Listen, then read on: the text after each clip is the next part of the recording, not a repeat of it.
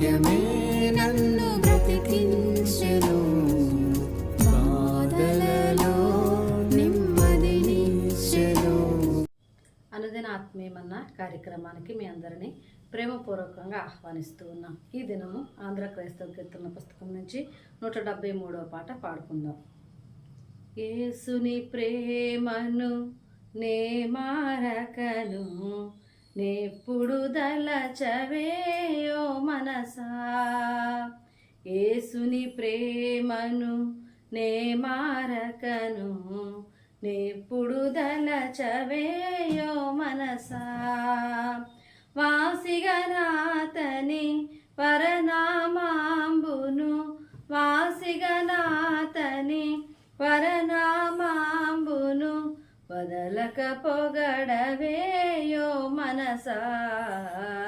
యేసుని ప్రేమను నే మారకను, నేప్పుడు దలచవేయో మనసా. పాపుల కొరకై ప్రాణము పెట్టిన, పాపుల కొరకై ప్రాణము పెట్టిన, ప్రభునిలదలచవేయో మనసా. శాపమునంతయు చక్కగా నోర్చిన, శాపమునంతయు చక్కగా నోర్చిన, శాంతుని పొగడవేయో మనసా. యేసుని ప్రేమను నే మారకను, నేప్పుడు దలచవేయో మనసా. ప్రార్థనలు విని ఫలములనొసగిన, ప్రార్థనలు విని ఫలములనొసగిన, ప్రభుని గదలచవేయో మనసా. వర్ధన గోరుచు శ్రద్ధతో దిద్దిన, వర్ధన గోరుచు శ్రద్ధతో దిద్దిన, వంద్యుని పొగడవేయో మనసా. యేసుని ప్రేమను నే మారకను, నేప్పుడు దలచవేయో మనసా. క్రీస్తునందు ప్రియమైన దేవుని బిడ్డలారా, అనుదిన ఆత్మీయమన్న కార్యక్రమానికి మిమ్మల్ని అందరినీ ప్రేమపూర్వకంగా ఆహ్వానిస్తూ ఉన్నాను. సమయంలో ప్రత్యేకంగా ఈ లెంట్ డేస్ ప్రారంభించుకున్నప్పటి నుండి యేసుక్రీస్తు ప్రభువారు ఖండించిన లక్షణాలను గురించి మనము ధ్యానం చేస్తూ వస్తున్నాం. ఈ లెంట్ డేస్లోని 9వ దినాన యేసుక్రీస్తు ఖండించిన మరొక అంశాన్ని మనం జ్ఞాపకం చేసుకుంటే మత్తయి సువార్త 5వ అధ్యాయము 27వ వచనంలో మనం చూస్తాం కదా, వ్యభిచారం చేయవద్దని చెప్పిన మాట మీరు విన్నారు కదా, నేను మీతో చెప్పినది ఏమనగా. ఈ మాటలు మనం చూస్తూ ఉన్నప్పుడు యేసుక్రీస్తు ఖండించిన మరొక అంశము వ్యభిచారము అని మనకు అర్థమవుతూ ఉంది. ఈ వ్యభిచారము అనేది పాత నిబంధన గ్రంథంలో తండ్రి అయిన దేవుడు కూడా మోషేకు ఇచ్చిన ధర్మశాస్త్రములో ఆ 10 ఆజ్ఞల్లో ఈ ఆజ్ఞ కూడా ఒక ఆజ్ఞగా మనం చూస్తూ ఉన్నాం. నిర్గమకాండము 20వ అధ్యాయము 14వ వచనంలో మనం చూస్తే వ్యభిచరించకూడదు అనే మాట ఉంది. కాబట్టి తండ్రి అయిన దేవుడు ఏదైతే చేయకూడదని ఆజ్ఞాపిస్తూ ఉన్నాడో, కుమారుడైన క్రీస్తు కూడా అదే విషయాన్ని ఖండిస్తూ ఉన్నట్లుగా మనం చూస్తూ ఉన్నాం. అయినప్పటికీ ఆ దినాల్లో ఉన్న పరిసయ్యులు, శాస్త్రులు అనేవాళ్ళు ఆ వ్యభిచారమును గురించి ఎలా చెప్తూ ఉన్నారు అనంటే, ఆ వ్యభిచారము అనేది కేవలము స్త్రీలు చేస్తారన్నట్లుగా వాళ్ళు చెప్పుకుంటూ వస్తూ ఉన్నారు. అంటే వైవాహిక వ్యవస్థకు వెలుపల జరిగే ఏ విధమైన లైంగిక చర్యలైనా ఈ వ్యభిచారం కింద పరిగణింపబడేవి. అయితే వాళ్ళ యొక్క బోధ ఏ విధంగా ఉంది అనంటే, ఒకవేళ ఒక భార్య తన భర్తను కాదని ఇంకొకరిని చేరితే ఆమె వ్యభిచారం చేస్తుంది అనే మాట వాళ్ళు చెప్తూ, ఒకవేళ భర్త తన భార్యను కాక ఇంకొకరితో పోయినప్పటికీ ఆయన వ్యభిచరించేవాడుగా పరిగణింపబడేవాడు కాదు. ఆ స్త్రీ మాత్రమే తన భర్తకు ద్రోహం చేస్తుందన్నట్లుగా వాళ్ళు ఆ బోధలు తెలియజేస్తూ వస్తున్నారు. అందుకే యోహాను సువార్తలో మనం చూస్తే ఈ వ్యభిచారంలో పట్టబడిన స్త్రీని అందరూ కూడా రాళ్లతో చావగొట్టడానికి ప్రయత్నం చేస్తూ వెంబడిస్తూ ఉన్నారు. అప్పుడు యేసుక్రీస్తు అడుగుతూ ఉన్నమాట, మరి మీలో పాపం లేనివాడు ఎవరు, మొదట రాయి వేయండి అన్నప్పుడు ఎవరు కూడా రాయి వేయకుండా వెనుదిరిగిపోతూ ఉన్నారు. కారణం ఏంటి అని అంటే, వ్యభిచారం అనేది ఒకరు చేసేది కాదు, ఇద్దరు చేసేది. మరి స్త్రీని వ్యభిచారంలో పట్టుకున్నారు అని అన్నప్పుడు ఆ వ్యభిచారంలో ఆమెతో పాల్గొన్న ఆ పురుషుడు కూడా ఉండాలి. వీళ్ళు ఏం చేస్తున్నారంటే అతన్ని తప్పించడానికి ప్రయత్నం చేస్తూ ఉన్నారు. ఆ ప్రకారంగా వాళ్ళందరూ కూడా అక్కడ పాపమే చేస్తూ ఉన్నారు. అయితే పరిసయ్యులు, శాస్త్రుల యొక్క బోధ కూడా ఆ విధంగానే ఉంది. కాబట్టి సరి అయిన విధమైన ఆలోచన వీళ్ళకెవరికి లేదు. కాబట్టి ఆ వ్యభిచారమును గురించి, దానిని ఎలా చూడాలి అనే దానిని గురించి ఈ భాగంలో యేసుక్రీస్తు ప్రభు వారు చెప్తూ ఉన్నారు. వ్యభిచారము చేయకూడదు అని చెప్పబడిన మాట మీరు విన్నారు కదా. నేను మీతో చెప్పినదేమనగా, ఒక స్త్రీని మోహపు చూపుతో చూచు ప్రతివాడు అప్పుడే తన హృదయమందు ఆమెతో వ్యభిచారము చేసిన వాడగును అనే మాట చెప్తూ ఉన్నాడు.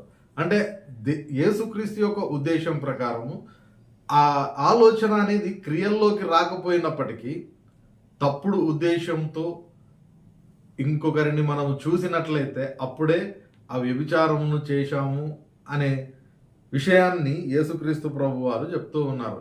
కాబట్టి ఖచ్చితంగా మనము అర్థం చేసుకోవాల్సిన విషయం ఏంటి అని అంటే, ఈ వ్యభిచారము చేసే అవకాశము పురుషులకు ఉంది, స్త్రీలకు ఉంటుంది. అయితే మనము దానిని ఆలోచించే విధానంలోనే అది ఉంటుంది. డైరెక్ట్గా క్రియలోకి వెళ్ళకపోయినప్పటికీ కూడా ఆలోచనలు ఒకవేళ చేసినట్లయితే అప్పుడే వ్యభిచారంలో మనం ఉన్నాము అనే సత్యాన్ని ఖచ్చితంగా మనము గ్రహించాలి. ఈ వ్యభిచారంలో పడిపోయి అనేక మంది దేవుని యొక్క ఉగ్రతకు పాల్పడిన సంఘటనలు కూడా మనం పరిశుద్ధ గ్రంథంలో చూస్తాం. ఉదాహరణకు దావీదు, సొలొమోను వంటి గొప్పవారు, సంసోను వంటి గొప్పవారు కూడా ఈ వ్యభిచారంలో పడిపోతూ ఉన్నారు. దేవుని చేత శిక్షకు వారు గురవుతూ ఉన్నట్లుగా మనం చూస్తూ ఉన్నాం. అయితే దావీదు యొక్క పశ్చాత్తాపాన్ని బట్టి దేవుడు ఆయనను క్షమించినప్పటికీ ఆయన కుమారుణ్ణి మాత్రం దేవుడు తీసుకున్న సందర్భాన్ని పరిశుద్ధ గ్రంథంలో మనం చూస్తాం. అది కేవలం పురుషులు మాత్రమే కాదు, స్త్రీలు కూడా అది చేస్తూ ఉంటారు అనే విషయము సామెతల గ్రంథంలో సొలొమోను భక్తుడు చెప్తూ ఉన్నాడు.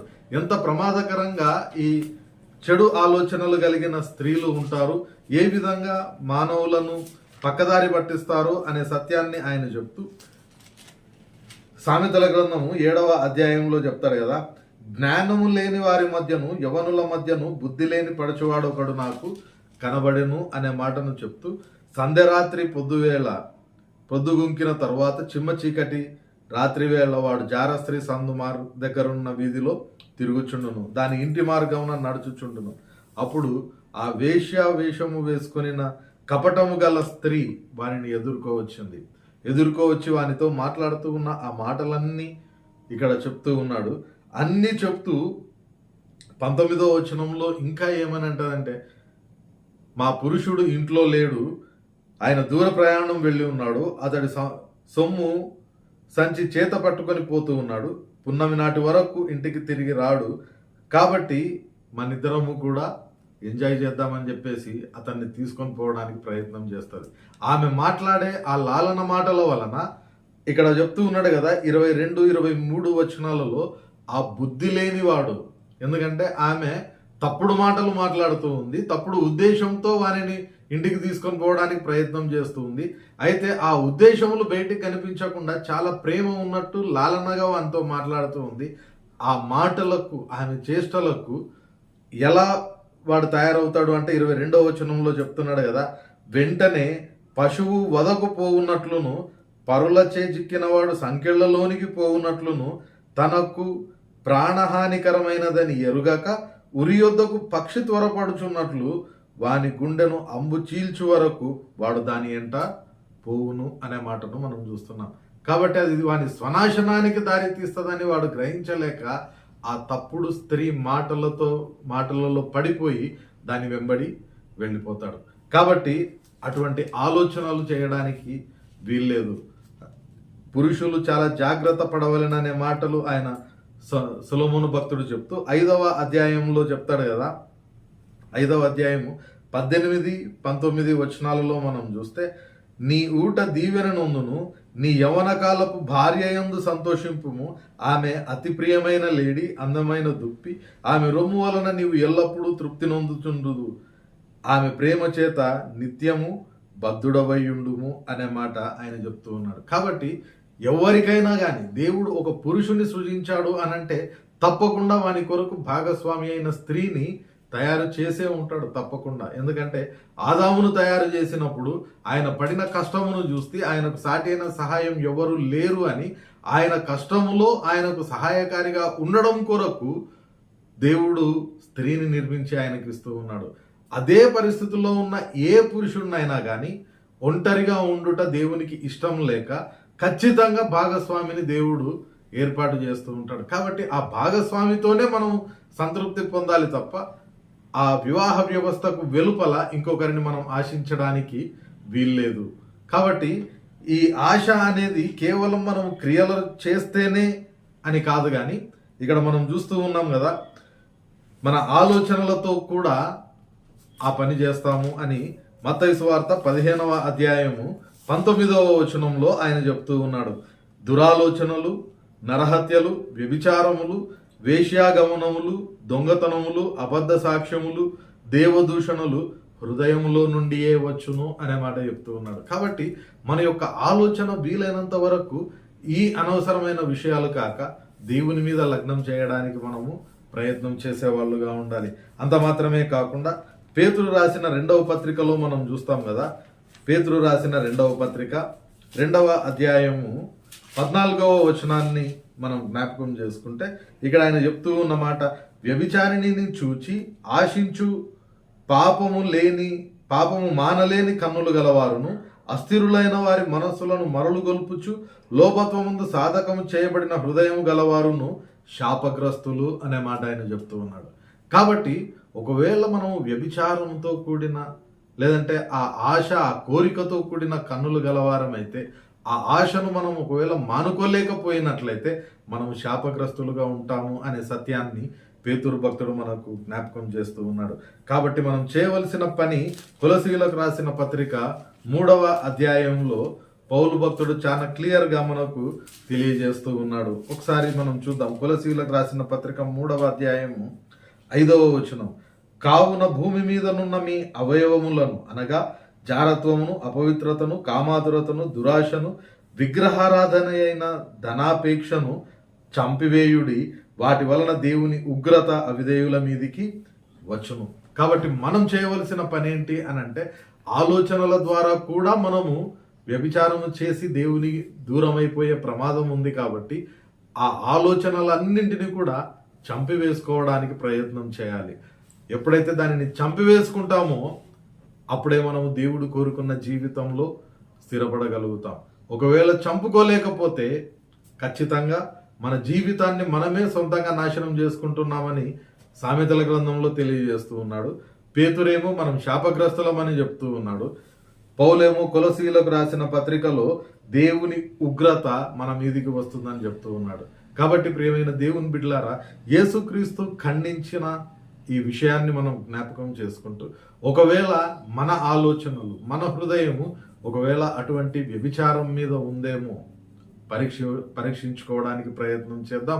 ఒకవేళ ఉంటే దానిని చంపివేసుకోవడానికి ప్రయత్నం చేద్దాం. పరిశుద్ధాత్మ దేవుడు సహాయం దయచేయునుగాక. ప్రార్థన చేసుకుందాం. పరిశుద్ధుడైన దేవా, ప్రేమ గల మా తండ్రి, మరొక పర్యాయం ప్రభు ఈ నూతనమైన దినము నీవు మాతో మాట్లాడిన విధానమును బట్టి మమ్మను మేము పరీక్షించుకోవడానికి మీరు చూపించిన కృపను బట్టి నీకు వందనాలు చెల్లించుకుంటూ ఉన్నాం. నీవు ఖండించిన వ్యభిచారం అనే లక్షణము ఒకవేళ మాలో ఉందేమో ప్రభు, మమ్మను మేము పరీక్షించుకొని తీసివేసుకోవడానికి నీ కృప మాకందరికి దయచేయమని వేడుకుంటూ ఉన్నాం. ప్రభా, వినిన ప్రతి వారి హృదయంలో ఈ వాక్యంను మీరే నాటి భద్రపరిచి ఫలింపజేయమని, మరి ప్రత్యేకంగా నేటి మా పని పాటలన్నింటిలో కృప దయచేసి క్షేమంగా నడిపించమని వేడుకుంటూ రేపటి దినాన ప్రభువా నీవు అనుగ్రహించే ఈ ఆత్మీయ మన్నాను మరొక పర్యాయం మేము భుజించే వరకు నీ సన్నిధిని మాకు తోడుగా ఉంచుమని, నేటి దిన దీవెనలతో మమ్మల్ని నింపుమని యేసు నామమున ప్రార్థిస్తున్నాం తండ్రి, ఆమేన్. తండ్రి, కుమార, పరిశుద్ధాత్మ త్రియేక దేవుని సకల దీవెనలు సదాకాలం మనకందరికీ తోడయ్యుండి నడిపించునుగాక. ఆమేన్.